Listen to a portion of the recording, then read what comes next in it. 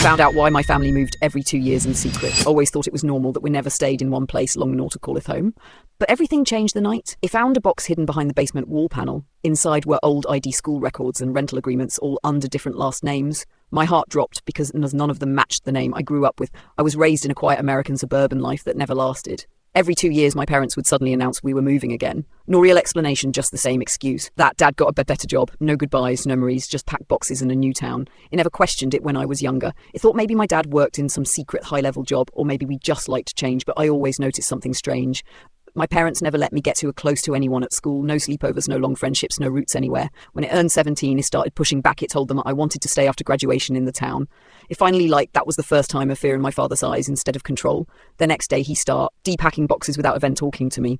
That was when I knew something was wrong. I waited until they left the house and started searching everywhere behind loose floorboards in the basement. I found the hidden box, and inside it was a stack of documents that made no sense. 8 first, different names, different birthdays, different places of birth, and a map with pins marking every city we'd ever lived in. All the pins formed a pattern. It was not random, it was calculated. That night, I confronted my parents at the kitchen table. At first, they tried to laugh it off and say it sold insurance paperwork, but it showed them the name pattern and the repeated relocations. My mom started crying before my dad even spoke. He finally admitted the truth.